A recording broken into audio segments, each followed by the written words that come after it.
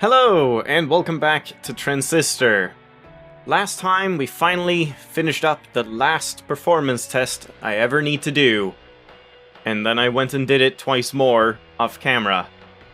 And I'm gonna have to talk about that a little bit. My epic tale of elation and suffering in equal measures. And after that, we're probably just going in the practice range and testing out some of those double combos we've picked up from this. Which means this is basically a feel free to skip episode. So, after last time, I actually ended up going back in and redoing the final test, because A, I really wanted Cull. I just wanted to get that so we can try it out, because we had already gotten it and then, had to give it up and all that stuff with loading backups and whatever. So I wanted Cull, and also I figured if I'm gonna redo stuff for Cull anyway, I could try out, increasing the limiters a little bit, so I think I used, double damage and stuff. And I did get Cull. It didn't take too long. It was actually kind of fun. It took a couple attempts, but eventually I got something going and had a reasonably fun time, and I was starting to understand, hey, this RNG in the performance test actually is kind of interesting, because it means there's replay value. It means you can actually go in and load a backup and just play it just to play it, because nothing else in the game is like that. Everything else is tailored and just what you would expect to see there in each recursion and stuff like that. And after I had completed that, I read a comment saying you can actually use, is it responsibility? I forgot to check. The one that's if you remove a function, it overloads, so you can't swap anything out. Apparently you can use that in the performance tests. It does nothing, and that is definitely a bug, I would say. That seems unintended, because not only when you have it on and you click on a function, does it say overload instead of unload or remove or whatever it is. When you click overload, nothing happens, it just removes it, you still have it, no problem. But then also, it still has that safeguard where you can't drag a function off your hotbar. It doesn't let you do that, because then it would be too easy to overload functions accidentally. It's a great function for responsibility normally, but if it was intended to not lock the functions, then why would they have that in place when it doesn't do anything? So I think that's just a weird oversight because of how performance tests work, where if you die, your functions don't actually overload, they just get deleted from your roster. So that's probably why it doesn't work. But because it didn't affect anything, and you can just run that, and I also kind of wanted to run double damage on even the previous one, I went and did that. I loaded and went back to performance test 6 out of 7, and played with all of the limiters except shields and memory. I think shields would probably be fine. I just find them too annoying for not really enough benefit. 2% is not worth the hassle of needing to have something like a good tap plus breach, or a ping with load, or a spark, or something that can take care of the shields and collect them at the same time, since you can't just get passive them all and call it a day. So I just find that too annoying to bother with. So I did all of that, and once again, it was going pretty well. I think it took me a couple tries, but I was starting to see the appeal of these tests. And then I redid Agency. Agency was as dumb as always, just shooting things off in weird directions, though she did, for some reason, manage to land, she did 3 or 4 culls in one turn. So I guess that's, the lethal part, but I think I had some, good passives or whatever, so it didn't kill me. And then the rest of the stuff just, she shot off into nowhere, just not even aiming. I don't know, the AI is really weird in Agency, and it wasn't really a big problem. But then I did the second replay, or well, third, I guess, the third run of Performance Test 7. And oh boy, maybe I was just lucky in my replays of it. In my first run-through right now, where I only died, what was it, 3 times or something before having the final good run, and the replay was probably something similar as well. I seriously must have spent 10, 15, 20 attempts on Performance Test 7, and it was just miserable. It was absolutely miserable. I remember there was like a wave in, I think this is because of superiority, in wave 5 or something. I had like virtually nothing. I had no crash, no void, no jaunt, no, what else would you need? Mask, no bounce. I only had tap. I had tap, but nothing really to put on it. I mean, I had like tap and breach, and like spark and flood and cull, something like that. I can't remember, but just nothing actually useful. And then the wave is like a jerk 3.0, 2 men, 2 cheerleaders 2.0, some weeds, a fetch, a clucker, and a creep that like pulls me around or whatever. It was just ridiculous. It was just like, there is no possible way, no matter what combination of functions I had equipped for that wave, there was no way to beat it. And that felt like it happened quite a few times. Obviously, a lot of the time it's also just you mess up, maybe you don't take a good function. I've kind of gotten a new appreciation for switch again, because that is really handy sometimes, especially if you get like ping with switch on it, so you have that like instant get rid of a threat, like there's a fetch coming at you, get him on your side for just a couple seconds, or turn off a cheerleader for just a couple seconds. It's very, very handy, and I've been kind of underutilizing that, I think. But then, finally, at the end, I was saved by my best friend all along, the one that I've been neglecting even more, and that is Stundog. Stundog came to the rescue. In fact, not even Stundog for most of it. I just used help with, like, damage stuff on it, which worked really well. Like Spark, where I had Void and Get and Crash just grouping things up, and then the dog was just... both dogs were just barking and killing everything because of the damage amp. They were doing so much damage, and then when you get load on that too, you can actually get some like really good DPS dogs. So I was kind of thinking maybe putting Mask on them to make them invulnerable so they don't die to haircuts could actually be really good. Having like load plus Mask or Spark plus Mask or something like that, and just you kind of relying on them for damage. So finally I got it. I did get Cull, I got a couple of other things, and we now have more experience, and holy crap, that was probably way too long-winded. But man, am I torn on performance tests. I've seen the light, I've seen why it's fun the way it is, and if it was just strictly like a determined set of functions and a determined set of enemies, it would be boring for replay value, but at the same time, man, I really wish there was some like proper balancing sometimes to really like boost up that low end where it's just like you can just get absolutely impossible challenges, and then other times you just get handed wins for free. It's just very strange. But anyway, let's do a little bit of testing. Sorry for just ranting for ages. I've been so frustrated by that, but it's been many days and I've since calmed down. But anyway, so I got a second Spark, I think.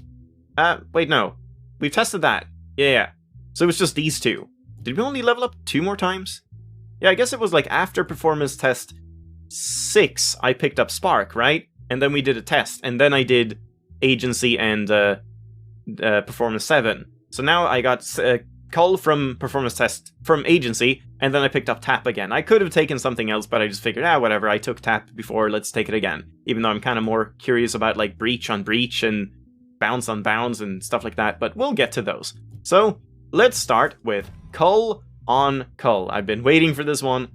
I don't think it's gonna be anything really. I'm just curious because like how could this increase the duration or kinetic impact of itself? So, Cull will strike targets with even more force and upward velocity.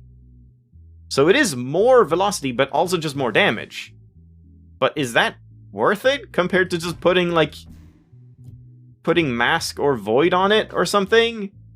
Because Void is just 150% damage, and Mask is 125% backstab damage. I mean, I guess Cull is better than Mask because it's just for everything, not just backstabs, but this is just 1 point. Okay, well, I mean, that's not super interesting, really. Yeet. Alright, you just send them to space. But why? Like, again, I don't see the point in the disrupting ability, really. Like, that doesn't do anything, does it? And then we can, like, put get on that to just counteract that entirely? Yeah. So then it's just, you do a little more damage. How much is that? Like, they have 350. They go down to 69. So that's... Oh, God. I'm not even gonna bother doing math. It's also too late for that. I accidentally waited for far too long before I started recording, so I can't really think right now. So, I mean... Okay, that was a bit more disappointing than I expected, but I guess we can test this. Also, I can just test it here. Hey, check it out. It's 281. I can do math. Amazing. 281, and normally it would just do, what, 225? Yeah, 225. And then if we put, Cull and then Void on, now it is 337. And then I'm just gonna test, do we add these up, or do we actually multiply them when we combine these two? 421. That is multiplied, right? Because, wait, oh god, what was it? It's 225 normally, it was 281 with only this. So that's another, like, almost 60 damage, like 50, 57, whatever, something like that. And then Void takes it from 225 to 331? So then, yeah, it's getting more, it's double dipping, right? Because it would be like 390 something, 380. So it seems like you get the 50% bonus on the Cull bonus as well. And the Cull bonus, which was like 50 something, so I guess you get another like 25, 30 damage from just combining the two. Not that you would really want to, because you're making a 12 cost function, but okay, that's neat to know, at least. And is there anything else I would want to test with that, like Cull on Cull? Probably not. Like this, maybe? Just really yeet them, yeah. That doesn't really do much. Anything else? Spark probably won't do anything, it's just chaotic blasts.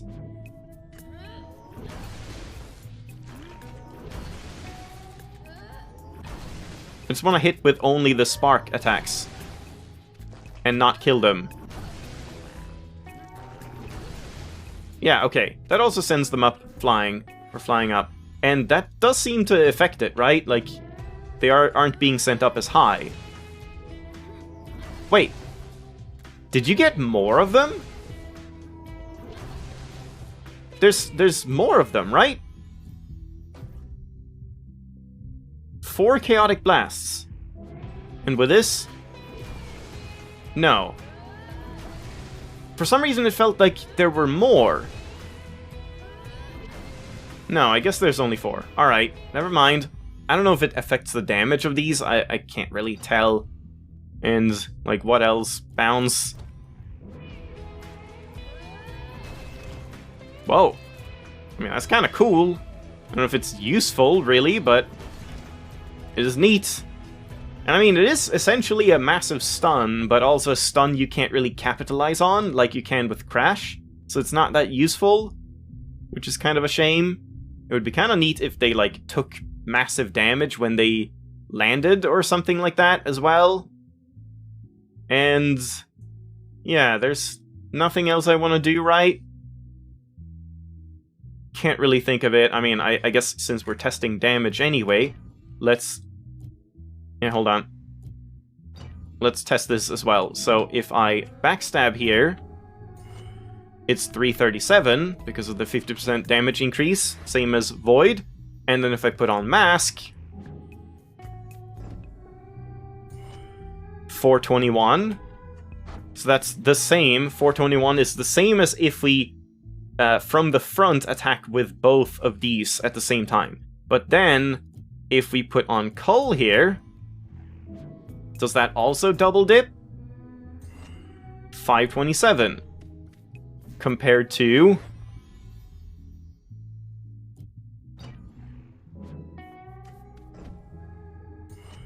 $421.